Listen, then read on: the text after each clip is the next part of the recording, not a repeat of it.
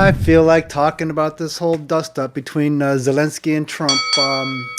It seems to me it just all goes back to NATO, NATO, and boots on the ground, European boots on the ground in Ukraine, which is, if you ask anybody uh, who's objective, will tell you that the reason Russia invaded Ukraine was because they kept pushing towards NATO. And Zelensky continues to talk about security guarantees. This meeting was supposed to be about the mineral deal, which was a good deal. A media outlet leaked the entire language of the agreement, and basically it was a 50-50 split on the minerals between the United States and Ukraine. And that's a good deal, really. We're going to bring in our expertise, our people, and we're gonna source the material. And Ukraine's going to keep 50% of the money, but because Ukraine is so corrupt, I mean, just ask the Biden crime family that Trump has baked into the language of this deal that they need to earmark their profits from their minerals to security, infrastructure, the military. They're not taking this money that America is doing all the work, and they're not going to just, line the pockets of all their politicians so they can go buy condominiums all over Europe, which is what they're doing with the Biden money right now. So Zelensky, unfortunately, he's been meeting with all these Democrats behind the scenes who are trying to sabotage this mineral deal. And I'll show you a video of Susan Rice talking about that. And it's unfortunate because these people are usurping the will of the president of the United States. These Obama people are not in elected office, but they are still wielding their power behind the scenes to push for NATO expansion. It's unreal, and Donald Trump has made it very clear he doesn't want these boots on the ground all over the world. He wants to bring peace around the world. The Obama people, the Biden people, none of them try to negotiate any kind of peace agreement between Ukraine and Russia, and Trump is trying to do that, and they're still trying to sabotage it, which is why they poisoned Zelensky before he even got to the White House, and Trump knew all this was going on, which is why Trump was kind of rude to him. I don't even appreciate the way Trump greeted Zelensky. I'll show you that video later on. Kind of made fun of him as soon as he got out of the car before he went into the White House. And this is not even talking about what went on inside the Oval Office. But I want to show you a series of clips and about how Zelensky, all he keeps talking about is security. He basically wants American boots. He's asking for nukes in Ukraine. I mean, the chutzpah of this guy. He's literally losing this war, and the longer this continues, the greater chance of this is of going into World War III, and obviously the greater chance of more loss of lives, tens of thousands. There's probably 1,000 people a day being killed. I went to a Ukrainian newspaper, and it said yesterday we lost 1,000 people were killed. I'm like, what the heck?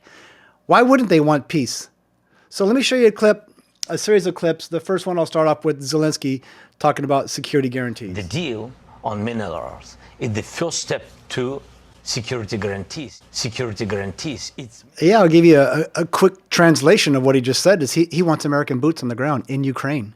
And I've noticed this bizarre trend the last few weeks. The closer we're getting to these peace negotiations between Russia and Ukraine, negotiated by Trump and his team, is that all these reporters keep asking, what are you going to do for security? Are we going to have, they want American boots on the ground in Ukraine. All these European reporters, even American left-leaning reporters, Ukrainian reporters, Mr. Trump, are we going to have boots on the ground? Are you going to protect Ukraine? It's not our war. It is not our war. This Trump administration campaigned on peace, not expanding, military boots on the ground all around the world. This is not the Ukrainian Defense Force. The USA is not the UDF. Stop, please. To sign this document, and we are ready for this. And this will be the first step to security guarantees. But it's not enough. I think. It's not enough? Really? What do you want? You want the Marines working side by side with your military? No. You sign this unbelievable $500 billion mineral deal. You continue your little financial gravy train. Unfortunately, you're not going to be able to, line your pockets to buy, property in Dubai. You invest it in your own country, and you have peace. You have lasting peace with Americans in your country working your soil for you That's your security guarantee. An economic partnership, which is how you bind countries together. You make one country have a necessity for the other country, and then they need each other, and there you have a partnership. It doesn't have to be a military partnership. Just that type of economic partnership is all the deterrent you need. It's not enough. That's never enough for these Ukrainians. We already spent $350 billion. We're ready to sign a $500 billion economic partnership with you. But he wants boots on the ground. He wants to expand. These globalists want to expand this military industrial complex all over Ukraine. That's what got us into this mess. Listen to his own words. Let's build NATO in Ukraine. That's my position. Build NATO in Ukraine. That's my position. It's hard to determine what's the most treasonous part of this whole Ukraine-U.S. relationship, whether it's the Biden crime family or the Obama people working behind the scenes to sabotage the Trump administration, which is what they're doing right now. I mean, let me show you a clip of Susan Rice right now talking about how horrible this deal is because it doesn't have security guarantees. This economic partnership is separate from the negotiating a peace treaty or an end to the war. This economic partnership is on a whole separate table than it is from trying to stop the war. Yes, in a way they're connected, but that's not part of what America needs to do to get the Russian boots out of Ukraine and to get an end to the war. But Susan Rice is trying to sabotage this economic partnership. And these people are poisoning the mind of Zelenskyy, working behind Trump's back to try to sabotage this deal. Listen to Susan Rice, her own mouth and her own words. Like, I think this was the same day as the meeting, the dust up in the White House. The very same night, Susan Rice was on all of a sudden, out of nowhere, shows up like a turtle on a fence post on a legacy media talking about this. Tell me she wasn't behind the scenes the whole time, chirping in Zelenskyy's ear, along with who's that clown? Anthony Blinken. What a loser. Zelenskyy was compelled to agree to a horrible deal that would have sent Ukraine's minerals to the United States without any concrete security guarantees. What is wrong with Susan Rice? I mean, what a phenomenal deal Trump negotiated. We're going to source the minerals out of the ground of Ukraine for use for our chip making capabilities, which we're bringing back into this country for our car batteries. I mean, we need this type of material, and we're getting this deal done without promising in exchange to having boots on the ground. And both countries get rich. It's a great deal, and it keeps China out of Ukraine. How could she say this is a horrible deal? We can negotiate some type of security partnership with Europe and Ukraine. Trump can work that out. There's already countries that said that they would help. They would definitely be involved in that. Susan Rice has no business. People are saying this is a violation of the Logan Act. Let me show you a tweet. This is all over Twitter and on some media outlets online, not in the legacy media. Take a look at this. This Twitter account, Richard Grinnell, is followed by Charlie Kirk, by Donald Trump. I mean, this is not some slouch Twitter account. And, he's retweeting this breaking news that Obama's team, including Anthony Blinken, Victoria Nuland, Susan Rice, Alexander Vidman, advised Zelenskyy to reject Trump's deal in violation of the Logan Act. So why are they doing this? Why do they want expansion of military boots in Ukraine? Is it because they want to continue to funnel money through the biggest slush fund on the planet right now? And this is emboldening Zelenskyy to say, no, I'm not going to end this war until, I have guarantees of foreign troops and American backing on my soil. So the left used to be the party of peace, and now they're the party of war. And Donald Trump is coming in and trying to stop the war, and the left is freaking out about them trying to stop the war. And Zelensky goes into the Oval Office and starts trying to negotiate an end to the war when it's supposed to be an economic treaty ceremony. And the left was behind it all. They're trying to sabotage this president so they can continue their kickbacks. So it's obvious that the deep state, the globalists, are chirping in Zelensky's ear, telling him, hey, look, man, if you want to continue the gravy train, you got to do what we say. You got to ignore Trump, keep this war going because the war is good for money. I can't believe I'm talking about the left like how they're so in bed with the military-industrial complex. These globalists are out of control. And Zelensky, he's just saying, okay, yeah, fine. I'm going to tell America we're not going to end the war until American boots are on the ground. And how many Democrat politicians have threatened to send Americans to go fight in Ukraine? Listen to Zelensky. And that America will stay with us. That America will stay with us. Timu Zelensky, everybody supports Ukraine. We all have pity on what has happened to your country. But enough is enough. You got to cut your losses. From what I understand, the people in eastern Ukraine, all the Russian-speaking people in eastern Ukraine, welcome the Russians to come in. It's kind of like a civil war. I mean, you guys, we're all part of the same country. You're brothers, you're cousins, you're related. I mean, I don't know the whole backstory, but it's not our war. Stop begging for us to be your Ukrainian defense force, so you can go take all the money that you got from America and snatch up how many thousands of properties have been bought in Turkey, in Romania, in Poland. Tens of thousands of apartments have been purchased. Where's all this money coming from? It's not what I signed up for. I don't mind helping you defend your own country against Russian aggression, obviously, but I'm not going to be portrayed as somebody who's pro-Russian. It's just ridiculous. It's sophomoric. But I also don't like the way Trump treated you when you got out of the car. What happened inside the Oval Office? Both sides can be blamed. Straight up. And Susan Rice says it was a setup. Yeah, by her and her team. Who emboldened this guy to go into the Oval Office and start acting like that?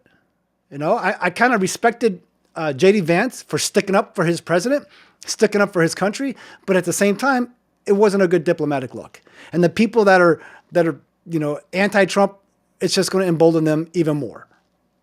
But I'll show you the video clip of when Zelensky got out of the car, and you tell me if this was appropriate or not. It was not a good look in my eyes. Here we go. Ready close? Ready shut? He's all dressed up today.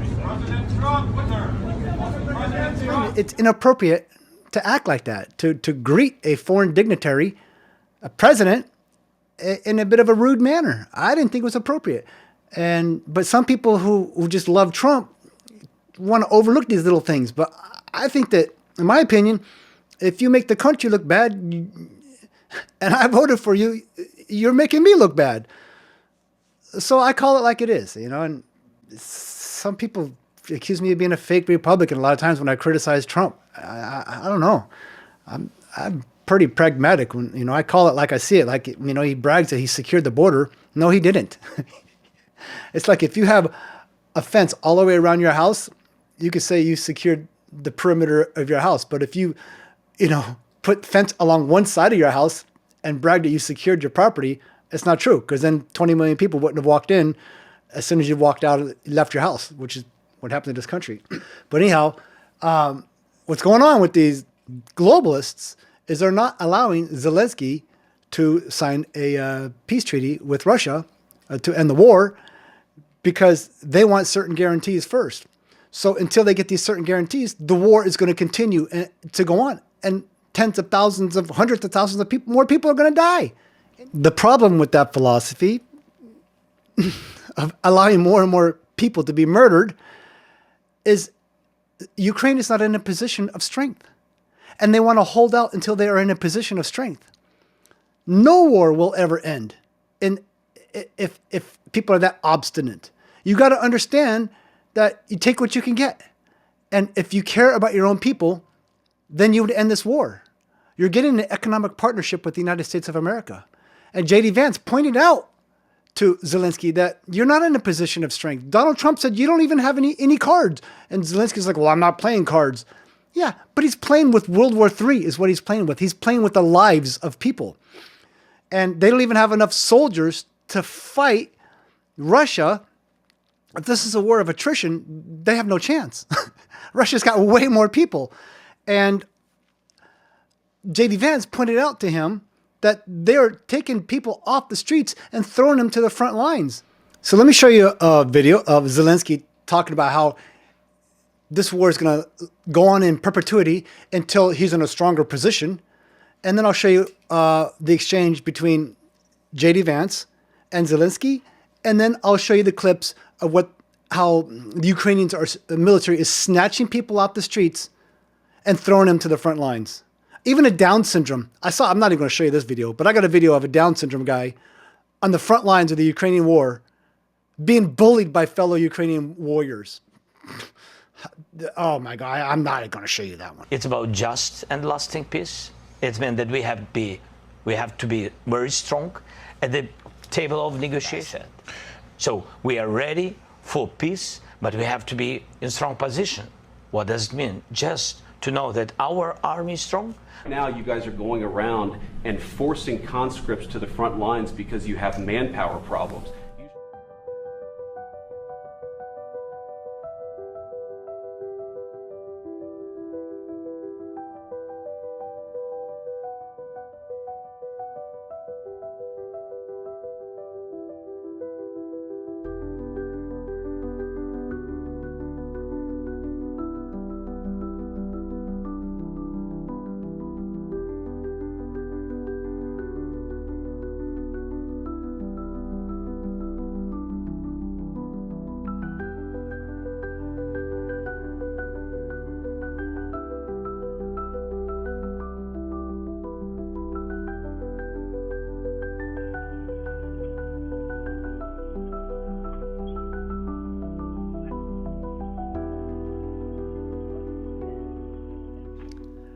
So J.D. Vance was right.